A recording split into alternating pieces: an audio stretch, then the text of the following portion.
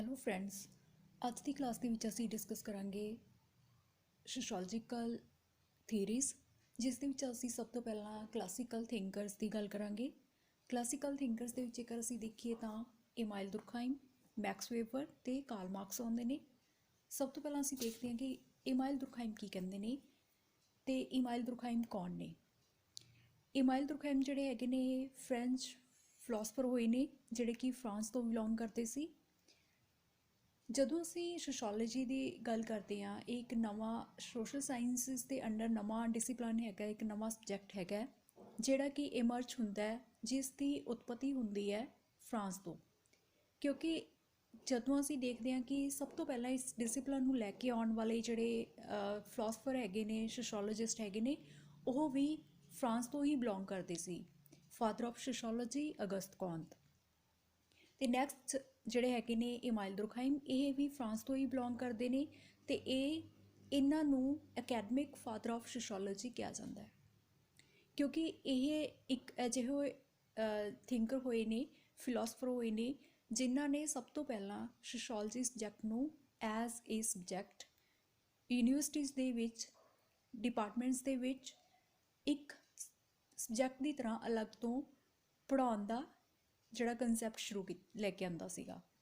ਇਹਨਾਂ ਨੇ ਹੀ ਸਭ ਤੋਂ ਪਹਿਲਾਂ ਫਰਾਂਸ ਦੇ ਵਿੱਚ ਯੂਨੀਵਰਸਿਟੀ ਦੇ ਵਿੱਚ ਇੱਕ ਅਲੱਗ ਅਤੇ ਨਵੇਂ ਸਬਜੈਕਟ ਦੇ ਤੌਰ 'ਤੇ ਸੋਸ਼ੋਲੋਜੀ ਨੂੰ ਪੜ੍ਹਾਉਣਾ ਸ਼ੁਰੂ ਕੀਤਾ ਸੀ।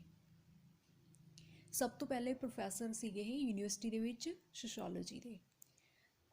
ਜਿਹੜਾ ਦੁਰਖਾਈਮ ਹੈਗੇ ਨੇ, ਇਹਨਾਂ ਦਾ ਬਰਥ 1858 ਦੇ ਵਿੱਚ ਫਰਾਂਸ ਦੇ ਵਿੱਚ ਹੁੰਦਾ ਹੈ। 1917 ਦੇ ਵਿੱਚ ਇਹਨਾਂ ਦੀ ਡੈਥ ਹੁੰਦੀ ਹੈ, 1917। ਦੁਰਖਾਈਮ ਨੇ ਸੋਸ਼ੋਲੋਜੀ ਦੇ ਵਿੱਚ ਬਹੁਤ ਸਾਰੇ ਕੰਸੈਪਟ ਦਿੱਤੇ ਨੇ, ਬਹੁਤ ਸਾਰੀ ਥੀਰੀਜ਼ ਦਿੱਤੀਆਂ ਨੇਗੀਆਂ, ਜਿਨ੍ਹਾਂ ਦੇ ਬਾਰੇ ਅਸੀਂ ਇੱਕ ਇੱਕ ਕਰਕੇ ਗੱਲ ਕਰਾਂਗੇ।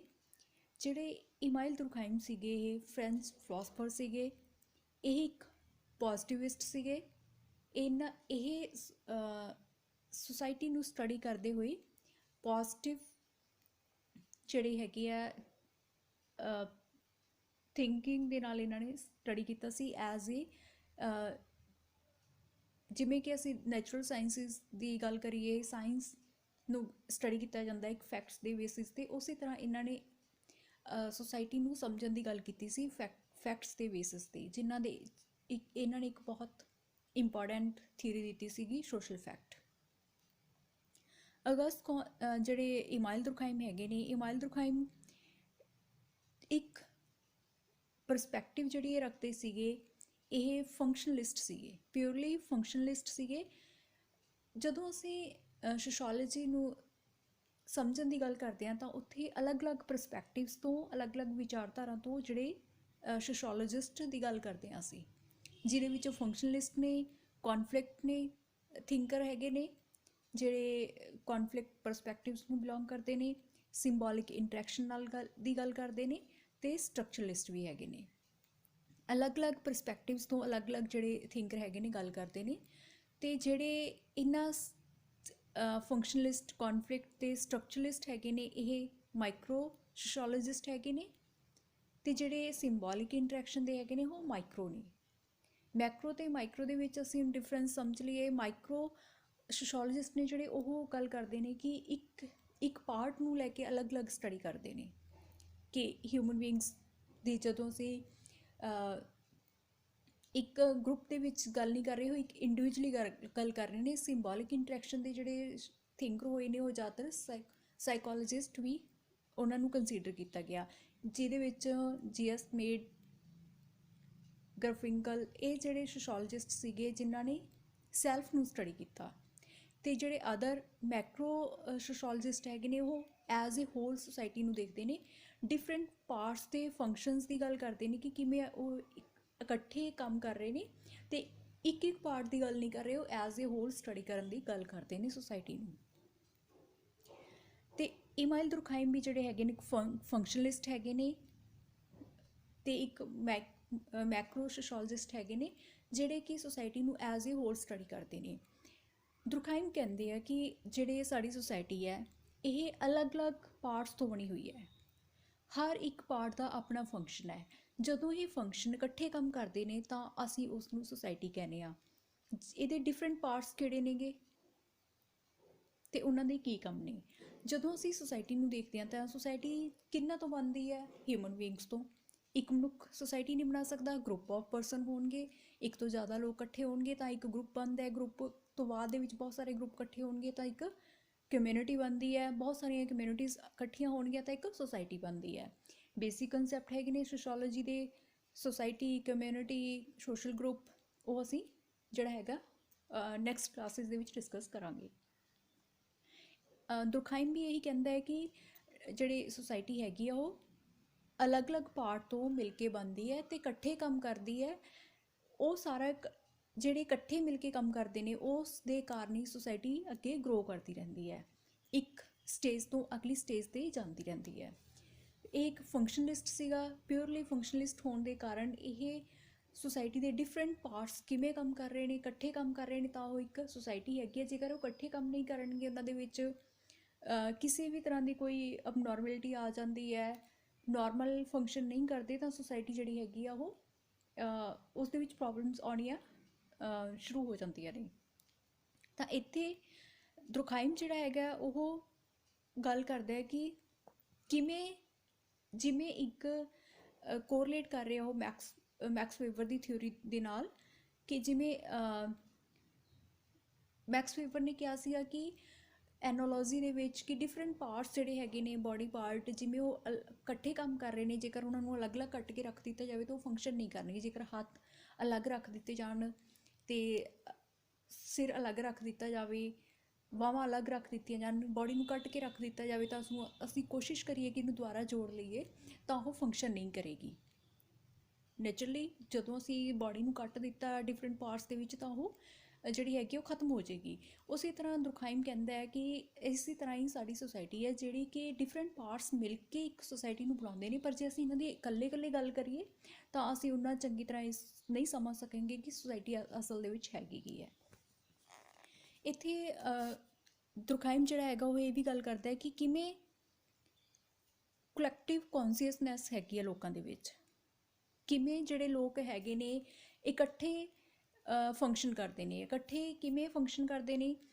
ਕਿਉਂਕਿ ਉਹ ਕੁਛ ਨਾ ਕੁਛ ਇਸ ਤਰ੍ਹਾਂ ਦੀ ਐਕਟੀਵਿਟੀਜ਼ ਹੁੰਦੀਆਂ ਨੇਗੀਆਂ ਜਿਹੜੀਆਂ ਕਿ ਨੋਰਮਸ ਹੈਗੇ ਨੇ, ਸੋਸ਼ਲ ਫੈਕਟ ਹੈਗੇ ਨੇ, ਤਾਂ ਉਹ ਕੁਛ ਇਸ ਤਰ੍ਹਾਂ ਦੀ ਐਕਟੀਵਿਟੀ ਕਰਦੇ ਨੇ ਜਿਸ ਨੂੰ ਲੈ ਕੇ ਦੁਰਖਾਈਮ ਕਹਿੰਦਾ ਹੈ ਕਿ ਕਲੈਕਟਿਵ ਕੌਨਸ਼ੀਅਸਨੈਸ ਉਹਨਾਂ ਦੇ ਵਿੱਚ ਕਿੱਥੋਂ ਆਉਂਦੀ ਹੈ।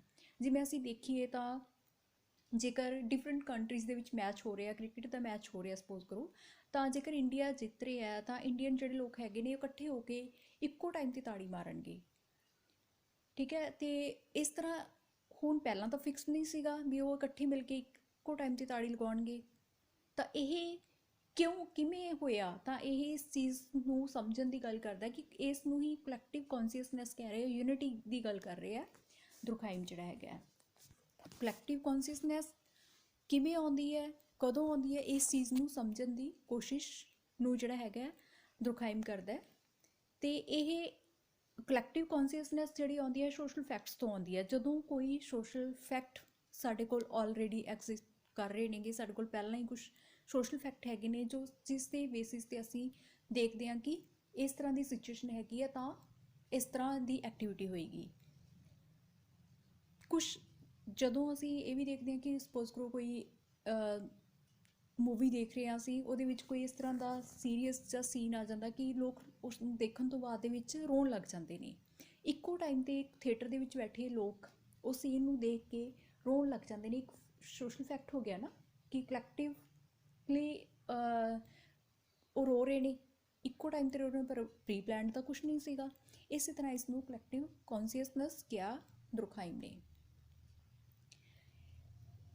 ਇਸ ਤੋਂ ਇਲਾਵਾ ਦੁਰਖਾਈਮ ਜਿਹੜਾ ਹੈਗਾ ਉਹ ਦੋ ਜਿਹੜੇ ਹੈਗੇ ਨੇ ਡਿਫਰੈਂਟ ਟਾਈਪ ਆਫ ਸੋਲੀਡੈਰਿਟੀ ਦੀ ਗੱਲ ਕਰਦਾ। ਦੁਰਖਾਈਮ ਕਹਿੰਦਾ ਹੈ ਕਿ ਡਿਫਰੈਂਟ ਸੋਲੀਡੈਰਿਟੀਜ਼ ਦੀ ਸੁਸਾਇਟੀ ਦੇ ਵਿੱਚ ਅਸੀਂ ਦੇਖਦੇ ਹਾਂ। ਟ੍ਰੈਡੀਸ਼ਨਲ ਟਾਈਮ 'ਤੇ ਮਕੈਨੀਕਲ ਸੋਲੀਡੈਰਿਟੀ ਸੀ ਅਤੇ ਮਾਡਰਨ ਟਾਈਮ 'ਤੇ ਔਰਗੈਨਿਕ ਸੋਲੀਡੈਰਿਟੀ ਸੁਸਾਇਟੀ ਦੇ ਵਿੱਚ ਸਾਨੂੰ ਦੇਖਣ ਨੂੰ ਮਿਲਦੀ ਹੈ। ਸਭ ਤੋਂ ਪਹਿਲਾਂ ਸੋਲੀਡੈਰਿਟੀ ਕੀ ਹੈ? ਸੋਲੀਡੈਰਿਟੀ ਮਤਲਬ ਏਕਤਾ ਲੋਕਾਂ ਦੇ ਵਿੱਚ। ਕਿਸ ਤਰ੍ਹਾਂ ਦੀ ਏਕਤਾ ਸੀ, ਕਿਸ ਤਰ੍ਹਾਂ ਦੀ ਸੋਲੀਡੈਰਿਟੀ ਸੀ, ਡਿਫਰੈਂਟ ਟਾਈਮ 'ਤੇ ਡਿਫਰੈਂਟ ਟਾਈਪ ਆਫ ਸੋਲੀਡੈਰਿਟੀ ਦੇਖਣ ਨੂੰ ਮਿਲਦੀ ਹੈ।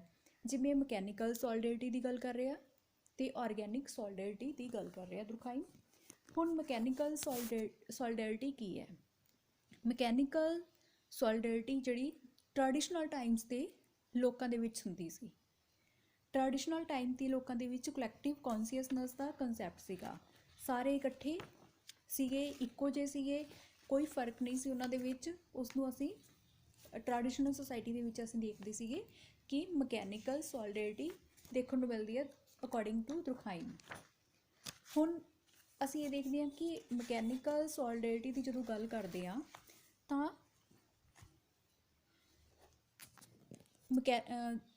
ਜਿਹੜੀ ਮਕੈਨੀਕਲ ਸੋਲੀਡੈਰਿਟੀ ਹੈਗੀ ਹੈ ਉਹ ਹੋਮੋਜੀਨੀਅਸ ਗਰੁੱਪ ਹੁੰਦੀ ਹੈ। ਉੱਥੇ ਇੱਕੋ ਜਿਹੇ ਲੋਕ ਹੁੰਦੇ ਨੇ ਸਾਰੇ, ਉਹਨਾਂ ਦੇ ਵਿੱਚ ਕੋਈ ਵੀ ਫਰਕ ਨਹੀਂ ਹੈਗਾ। ਸਿਮਿਲੈਰਿਟੀਜ਼ ਹੋਣਗੀਆਂ ਉਹਨਾਂ ਦੇ ਫੀਲਿੰਗਸ ਦੇ ਵਿੱਚ ਵੀ, ਉਹਨਾਂ ਦੇ ਕੰਮ ਕਰਨ ਦੇ ਤਰੀਕੇ ਦੇ ਵਿੱਚ ਵੀ, ਉਹਨਾਂ ਦੇ ਡੇਲੀ ਰੂਟੀਨ ਵੀ ਸਿਮਿਲਰ ਹੋਏਗੀ, ਇੱਕੋ ਜਿਹੀ ਲਾਈਫ ਸਟਾਈਲ ਹੋਏਗਾ, ਇੱਕੋ ਜਿਹੇ ਲੋਕ ਹੋਣਗੇ, ਕੋਈ ਉਹਨਾਂ ਦੇ ਵਿੱਚ ਡਿਫਰੈਂਸ ਨਹੀਂ ਹੋਏਗਾ। ਇਸੇ ਕਰਕੇ ਮਕੈਨੀਕਲ ਸੋਲੀਡੈਰਿਟੀ ਜਿਹੜੀ ਹੈਗੀ ਆ ਉਸ ਦੇ ਵਿੱਚ ਜਿਹੜੀ ਅਸੀਂ ਦੇਖਦੇ ਹਾਂ ਕਿ ਹੋਮੋਜੀਨੀਅਸ ਜਿਹੜੇ ਹੈਗੇ ਨੇ ਲੋਕ ਜ਼ਿਆਦਾ ਮਿਲਣਗੇ। ਹੁਣ ਇੱਥੇ ਅਸੀਂ ਦੇਖਦੇ ਹਾਂ ਕਿ ਇਹ ਜਿਹੜੇ ਮਕੈਨੀਕਲ ਸੋਲੀਡੈਰਿਟੀ ਹੈ ਇਹ ਟ੍ਰੈਡੀਸ਼ਨਲ ਸੋਸਾਇਟੀਜ਼ ਦੇ ਵਿੱਚ ਦੇਖਣ ਨੂੰ ਮਿਲਦੀ ਹੈ।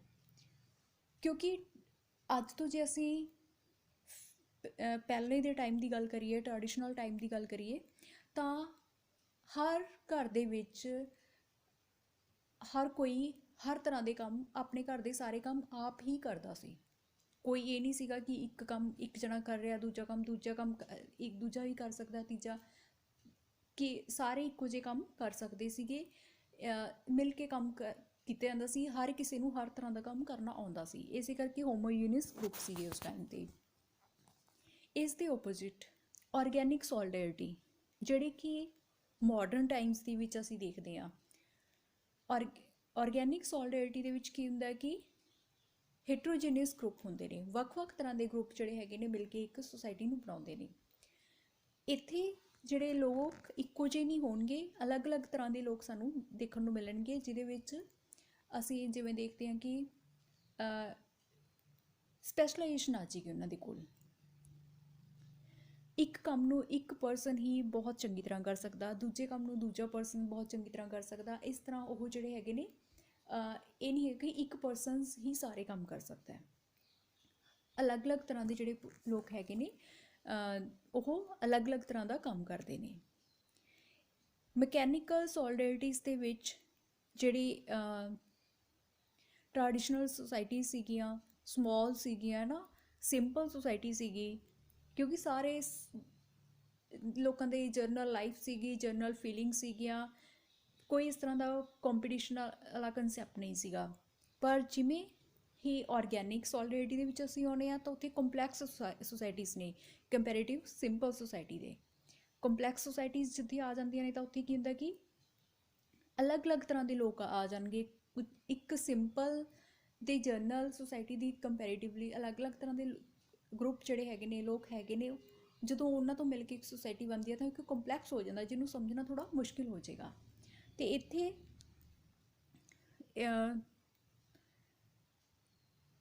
ਦੁਰਖਾਈਮ ਇਹ ਵੀ ਕਹਿੰਦਾ ਹੈ ਕਿ ਜਦੋਂ ਔਰਗੈਨਿਕ ਸੋਲੀਡੈਰਿਟੀ ਆਉਂਦੀ ਹੈ ਤਾਂ ਅਲੱਗ-ਅਲੱਗ ਜਿਹੜੇ ਗਰੁੱਪ ਹੈਗੇ ਨੇ ਉਹਨਾਂ ਦੇ ਕੋਲ ਸਪੈਸ਼ਲਾਈਜੇਸ਼ਨ ਹੈਗੀ ਹੈ ਅਤੇ ਉਹ ਇੱਕ ਇੰਟਰਡਿਪੈਂਡੈਂਟ ਨੇ, ਹਰ ਕੋਈ ਇੱਕ ਦੂਜੇ 'ਤੇ ਡਿਪੈਂਡ ਹੈਗਾ। ਜੇ ਇੱਕ ਡਾਕਟਰ ਹੈ ਅਤੇ ਦੂਜਾ ਇੱਕ ਇੰਜੀਨੀਅਰ ਹੈਗਾ, ਅਤੇ ਜੇਕਰ ਡਾਕਟਰ ਨੇ ਕੋਈ ਕੰਮ ਕਰਾਉਣਾ ਤਾਂ ਇੰਜੀਨੀਅਰ ਕੋਲ ਜਾਏਗਾ, ਜੇਕਰ ਇੰਜੀਨੀਅਰ ਨੇ ਮੈਡੀਸਨ ਲੈਣੀ, ਆਪਣਾ ਟਰੀਟਮੈਂਟ ਕਰਾਉਣਾ ਤਾਂ ਡਾਕਟਰ ਕੋਲ ਜਾਏਗਾ। ਇਹ ਨਹੀਂ ਹੈਗਾ ਕਿ ਉਹ ਆਪਣਾ ਕੰਮ ਆਪ ਹੀ ਕਰ ਲੈਣਗੇ। ਅਤੇ ਇਸ ਤਰ੍ਹਾਂ ਇਹਦੇ ਵਿੱਚ ਸਪੈਸ਼ਲਾਈਜੇਸ਼ਨ ਆ ਜਾਂਦੀ ਹੈ ਅਤੇ ਕੰਪਲੈਕਸ ਸੁਸਾਇਟੀ ਬਣ ਜਾਂਦੀ ਹੈ। ਜਦੋਂ ਅਸੀਂ ਮਕੈਨੀਕਲ ਸੋਲੀਡੈਰਿਟੀ ਦੀ ਗੱਲ ਕਰਦੇ ਹਾਂ ਤਾਂ ਉੱਥੇ division of labour the concept ਨਹੀਂ ਸੀਗਾ, ਕਿਸੇ ਵੀ ਤਰ੍ਹਾਂ ਦੇ ਕੰਮਾਂ ਦੇ ਵਿੱਚ ਵੰਡ ਨਹੀਂ ਸੀ, ਹਰ ਕੋਈ ਆਪਣਾ ਸਾਰੇ ਕੰਮ ਹਰ ਕੋਈ ਕਰ ਸਕਦਾ ਸੀ ਅਤੇ ਸਿੰਪਲ ਸੁਸਾਇਟੀ ਸੀਗੀ। ਪਰ ਜਦੋਂ ਅਸੀਂ ਦੇਖਦੇ ਹਾਂ ਕਿ ਔਰਗੈਨਿਕ ਸੋਲੀਡੈਰਿਟੀ ਦੀ ਗੱਲ ਕਰਦਾ ਦੁਰਖਾਈਮ, ਤਾਂ ਉੱਥੇ ਕਹਿੰਦਾ ਕਿ ਇੱਥੇ division of labour the concept ਆ ਜਾਂਦਾ, ਸਪੈਸ਼ਲਾਈਜੇਸ਼ਨ ਦਾ ਕੰਸੈਪਟ ਆ ਜਾਂਦਾ ਹੈ ਕਿ ਇੱਕ ਪਰਸਨ ਇੱਕ ਕੰਮ ਨੂੰ ਚੰਗੀ ਤਰ੍ਹਾਂ ਕਰ ਸਕਦਾ ਤੇ ਦੂਜਾ ਦੂਜੇ ਕੰਮ ਨੂੰ ਚੰਗੀ ਤਰ੍ਹਾਂ ਕਰ ਸਕਦਾ ਹੈ। ਇਸੇ ਕਰਕੇ ਇਸ ਨੂੰ ਮੋਰਲ ਡੈਂਸਿਟੀ ਵੀ ਕਿਹਾ ਜਾਂਦਾ ਹੈ, ਡਾਇਨਾਮਿਕ ਡੈਂਸਿਟੀ ਵੀ ਕਿਹਾ ਜਾਂਦਾ ਹੈ ਕਿ ਉਹਦੇ ਵਿੱਚ ਚੇਂਜ ਆ ਰਹੀ ਹੈ। ਠੀਕ ਹੈ, ਸੋਸਾਇਟੀ ਜਿਹੜੀ ਹੈਗੀ ਆ ਉਹ ਚੇਂਜ ਹੋ ਰਹੀ ਹੈ, ਉਹਦੇ ਅੱਗੇ ਜਿਹੜਾ ਹੈਗਾ ਬਦਲਦੀ ਜਾ ਰਹੀ ਹੈ ਇਸ ਤਰ੍ਹਾਂ। ਪਰ ਨਾਲ ਹੀ ਦੁਰਖਾਈਮ ਇਹ ਵੀ ਕਹਿੰਦਾ ਹੈ ਕਿ ਚਾਹੇ ਕੰਪਲੈਕਸ ਆ ਗਿਆ, ਸਪੈਸ਼ਲਾਈਜੇਸ਼ਨ ਆ ਗਈ ਹੈ, ਇੰਟਰਡਿਪੈਂਡੈਂਸ ਆ ਗਈ ਹੈ, ਪਰ ਉਹਨਾਂ ਦੇ ਵਿੱਚ ਫਿਰ ਵੀ ਕਿਤੇ ਨਾ ਕਿਤੇ ਇਹਨਾਂ ਸਭ ਹੋਣ ਦੇ ਨਾਲ ਬਾਵਜੂਦ ਯੂਨਿਟੀ ਹੈਗੀ ਹੈ, ਸਟੇਬਿਲਿਟੀ ਹੈਗੀ ਹੈ। ਸੋਸ਼ਲ ਸਟੇਬਿਲਿਟੀ ਜਿਹੜੀ ਹੈਗੀ ਆ ਉਹ ਖਤਮ ਨਹੀਂ ਹੋਈ।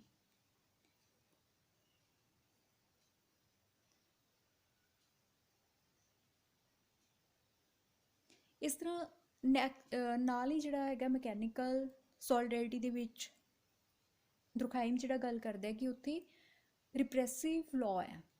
ਰਿਪਰੈਸਿਵ ਲਾਅ ਮਤਲਬ ਹਰ ਕਿਸੇ ਦੇ ਲਈ ਇੱਕੋ ਤਰ੍ਹਾਂ ਦਾ ਲਾਅ ਹੈ। ਜੇਕਰ ਕੋਈ ਜੇਬ ਕੱਟ ਰਿਹਾ ਹੈ, ਚੋਰ ਹੈਗਾ, ਠੀਕ ਹੈ, ਇੱਕ ਛੋਟਾ ਚੋਰ ਹੈ, ਇੱਕ ਵੱਡਾ ਚੋਰ ਹੈ, ਇੱਕ ਨੇ ਕੋਈ ਖਜ਼ਾਨਾ ਲੁੱਟਿਆ, ਇੱਕ ਨੇ ਕਿਸੇ ਦੀ ਜੇਬ ਕੱਟੀ ਹੈ, ਤਾਂ ਦੋਨਾਂ ਦੇ ਲਈ ਇੱਕੋ ਹੀ ਸਜ਼ਾ ਹੋਏਗੀ, ਇੱਕੋ ਹੀ ਤਰ੍ਹਾਂ ਦੀ ਉਹਨੂੰ ਪਨਿਸ਼ਮੈਂਟ ਦਿੱਤੀ ਜਾਊਗੀ। ਠੀਕ ਹੈ, ਪਰ ਇਸ ਦੇ ਉਲਟ ਜਿਹੜਾ ਹੈਗਾ ਆਰਗੈਨਿਕ ਸੋਲਿਡੈਰਿਟੀ ਦੇ ਵਿੱਚ ਉੱਥੇ ਕੀ ਹੈ ਕਿ ਜਿਹੜੇ ਆਰਗੈਨਿਕ ਸੋਲਿਡੈਰਿਟੀ ਦੇ ਵਿੱਚ ਰੈਸਟੀਟਿਊਟਿਵ ਲਾਅ ਹੈ। ਰੈਸਟੀਟਿਊਟਿਵ ਲਾਅ ਜਿਹੜਾ ਹੁੰਦਾ ਇਸ ਦੇ ਵਿੱਚ ਕੀ ਹੁੰਦਾ ਕਿ ਹਰ ਤਰ੍ਹਾਂ ਦੇ ਕ੍ਰਾਈਮ ਦੇ ਲਈ ਅਲੱਗ ਤਰ੍ਹਾਂ ਦੀ ਪਨਿਸ਼ਮੈਂਟ ਹੋਏਗੀ। ਸਮ ਟਾਈਮ ਉਸ ਨੂੰ ਇੰਪਰੂਵ ਕਰਨ ਦੇ ਲਈ ਉਹਨੂੰ ਟਾਈਮ ਵੀ ਦੇ ਦਿੱਤਾ ਜਾਏਗਾ ਕਿ ਨੈਕਸਟ ਟਾਈਮ ਇਸ ਤਰ੍ਹਾਂ ਦੀ ਐਕਟੀਵਿਟੀ ਨਹੀਂ ਕਰੇਗਾ ਤਾਂ ਉਸ ਦੇ ਲਈ ਉਸ ਨੂੰ ਕਿਸੇ ਵੀ ਤਰ੍ਹਾਂ ਦੀ ਪਨਿਸ਼ਮੈਂਟ ਨਹੀਂ ਹੋਏਗੀ। ਥੋੜ੍ਹੇ ਰਿਲੈਕਸ ਲਾਅ ਹੈਗਾ ਅਤੇ ਉੱਥੇ ਹਾਰਡ ਲਾਅ ਹੈਗਾ। ਠੀਕ ਹੈ, ਜੋ ਕਿ ਟ੍ਰੈਡੀਸ਼ਨਲ ਸੋਸਾਇਟੀ ਦੇ ਵਿੱਚ ਅਸੀਂ ਜ਼ਿਆਦਾਤਰ ਜਿਹੜਾ ਹੈਗਾ ਰਿਪਰੈਸਿਵ ਲਾਅ ਦੇਖਦੇ ਹਾਂ ਅਤੇ ਮਾਡਰਨ ਸੋਸਾਇਟੀ ਦੇ ਵਿੱਚ ਰੈਸਟੀਟਿਊਟਿਵ ਲਾਅ ਹੈਗੇ ਨੇ। ਰੈਸਟੀਟਿਊਟਿਵ ਲਾਅ ਜਿਹੜੇ ਹੈਗੇ ਨੇ ਥੋੜ੍ਹੇ ਜਿਹੇ ਫਲੈਕਸੀਬਲ ਹੈਗੇ ਨੇ, ਰਿਲੈਕਸਡ ਹੈਗੇ ਨੇ। ਇੱਥੇ ਹਰ ਕਿਸੇ ਪਰਸਨ ਨੂੰ ਆਪਣੇ ਆਪ ਨੂੰ ਇੰਪਰੂਵ ਕਰਨ ਦਾ ਚਾਂਸ ਦਿੱਤਾ ਜਾਂਦਾ ਹੈ। ਅਤੇ ਪਰ ਟ੍ਰੈਡੀਸ਼ਨਲ ਟਾਈਮ 'ਤੇ ਜੇਕਰ ਕੋਈ ਪਰਸਨ ਕ੍ਰਾਈਮ ਕਰਦਾ ਸੀ ਤਾਂ ਉਸਨੂੰ ਉਸਦੀ ਪਨਿਸ਼ਮੈਂਟ ਦਿੱਤੀ ਹੀ ਜਾਂਦੀ ਸੀ। ਟ੍ਰੈਡੀਸ਼ਨਲ ਸੁਸਾਇਟੀਜ਼ ਦੇ ਵਿੱਚ ਅਸੀਂ ਦੇਖਦੇ ਹਾਂ ਕਿ ਲੋਕਾਂ ਦੇ ਵਿੱਚ ਕਲੈਕਟਿਵ ਕੌਨਸ਼ੀਅਸਨੈਸ ਦੇਖਣ ਨੂੰ ਮਿਲਦੀ ਸੀ। ਕਲੈਕਟਿਵ ਕੌਨਸ਼ੀਅਸਨੈਸ ਮਤਲਬ ਹਰ ਕੋਈ ਇੱਕੋ ਤਰੀਕੇ ਨਾਲ ਸੋਚਦਾ, ਇੱਕੋ ਤਰੀਕੇ ਨਾਲ ਜਿਹੜਾ ਹੈਗਾ ਕੰਮ ਕਰ ਰਿਹਾ, ਸਾਰੇ ਲੋਕ ਇੱਕੋ ਜਿਹੇ ਨੇ, ਉਹਨਾਂ ਦੇ ਵਿੱਚ ਕੋਈ ਵੀ ਫਰਕ ਨਹੀਂ ਹੈਗਾ। ਸਿੰਪਲ ਲਾਈਫ ਸੀਗੀ, ਸਿੰਪਲ ਲੋਕਾਂ ਦੀ ਥਿੰਕਿੰਗ ਸੀ। ਪਰ ਇਸ ਦੇ ਉਲਟ ਆਰਗੈਨਿਕ ਸੋਲਿਡੈਰਿਟੀ ਦੇ ਵਿੱਚ ਅਸੀਂ ਦੇਖਦੇ ਹਾਂ ਕਿ ਕੰਪਲੈਕਸ ਸੁਸਾਇਟੀਜ਼ ਹੈਗੀਆਂ ਨੇਗੀਆਂ। ਇੱਥੇ ਲੋਕ ਦੇ ਵਿੱਚ ਹਾਈ ਮੋਰਲ ਅਤੇ ਮੈਟਰਨਲ ਡੈਂਸਿਟੀ ਦੇਖਣ ਨੂੰ ਮਿਲਦੀ ਹੈ। ਹਾਈਲੀ ਮੋਰਲ ਸੁਸਾਇਟੀਜ਼ ਹੈਗੀਆਂ ਨੇਗੀਆਂ, ਮੈਟਰਨਲ ਡੈਂਸਿਟੀ। ਜਦੋਂ ਅਸੀਂ ਇਸ ਦੀ ਗੱਲ ਕਰਦੇ ਹਾਂ ਤਾਂ ਅਸੀਂ ਦੇਖਦੇ ਹਾਂ ਕਿ ਲੋਕ ਮੈਂਟਲੀ, ਮੋਰਲੀ ਇੱਕ ਦੂਜੇ 'ਤੇ ਇੰਟਰਡਿਪੈਂਡੈਂਟ ਹੈਗੇ ਨੇ। ਹਰ ਕਿਸੇ ਨੂੰ ਇੱਕ ਦੂਜੇ ਦੀ ਲੋੜ ਹੈਗੀ ਹੈ। ਕੋਈ ਵੀ ਆਪਣੇ ਆਪ ਦੇ ਵਿੱਚ ਜਿਹੜਾ ਹੈਗਾ ਕੰਪਲੀਟ ਨਹੀਂ ਹੈਗਾ। ਅਤੇ ਇਸ ਕਰਕੇ ਜਿਹੜੀ ਆਰਗੈਨਿਕ ਸੋਲਿਡੈਰਿਟੀ ਹੈਗੀ ਆ ਉੱਥੇ ਇੰਟਰਡਿਪੈਂਡੈਂਸ ਦਾ ਜਿਹੜਾ ਕੰਸੈਪਟ ਦੇਖਣ ਨੂੰ ਮਿਲਦਾ ਹੈ। ਦੁਰਖਾਈਮ ਨੇ ਜਿਹੜਾ ਹੈਗਾ ਮਕੈਨੀਕਲ ਸੋਲਿਡੈਰਿਟੀ ਨੂੰ ਟਿਪੀਕਲੀ ਟ੍ਰੈਡੀਸ਼ਨਲ ਸੁਸਾਇਟੀ ਦੀ ਤਰ੍ਹਾਂ ਕੰਸੀਡਰ ਕੀਤਾ ਅਤੇ ਆਰਗੈਨਿਕ ਸੋਲਿਡੈਰਿਟੀ ਨੂੰ ਮਾਡਰਨ ਸੁਸਾਇਟੀ ਕਿਹਾ। ਇਹ ਤਾਂ ਸੀਗਾ ਦੁਰਖਾਈਮ ਦਾ ਕੰਸੈਪਟ ਸੋਲਿਡੈਰਿਟੀ, ਜਿਹਦੇ ਵਿੱਚ ਉਹ ਦੋ ਤਰ੍ਹਾਂ ਦੀ ਸੋਲਿਡੈਰਿਟੀ ਦੀ ਗੱਲ ਕਰਦਾ, ਮਕੈਨੀਕਲ ਸੋਲਿਡੈਰਿਟੀ ਅਤੇ ਆਰਗੈਨਿਕ ਸੋਲਿਡੈਰਿਟੀ। ਆਈ ਹੋਪ ਤੁਹਾਨੂੰ ਇਹ ਕੰਸੈਪਟ ਚੰਗੀ ਤਰ੍ਹਾਂ ਕਲੀਅਰ ਹੋ ਗਿਆ ਹੋਣਾ। ਜੇਕਰ ਕੋਈ ਕਿਤੇ ਵੀ ਕਨਫਿਊਜ਼ਨ ਹੈਗੀ ਹੈ ਤਾਂ ਤੁਸੀਂ ਮੈਨੂੰ ਕਮੈਂਟ ਕਰਕੇ ਪੁੱਛ ਸਕਦੇ ਹੋ। ਨੈਕਸਟ ਜਿਹੜੀ ਕਲਾਸ ਹੈਗੀ ਆਪਾਂ ਕੰਟੀਨਿਊ ਕਰਾਂਗੇ division of labour, social fact. ਠੀਕ ਹੈ ਜੀ। ਅਤੇ ਦੁਰਖਾਈਮ ਦਾ ਇੱਕ ਇੰਪੋਰਟੈਂਟ ਕੰਸੈਪਟ ਹੈਗਾ ਸੁਸਾਈਡ, ਜਿਹੜਾ ਕਿ ਆਲਰੇਡੀ ਅਸੀਂ ਇੱਥੇ ਕਲਾਸਿਸ ਦੇ ਵਿੱਚ ਡਿਸਕਸ ਕੀਤਾ ਹੋਇਆ ਹੈ। ਠੀਕ ਹੈ, ਅਸੀਂ ਮਿਲਦੇ ਹਾਂ ਨੈਕਸਟ ਕਲਾਸ ਦੇ ਵਿੱਚ। Thank you very much.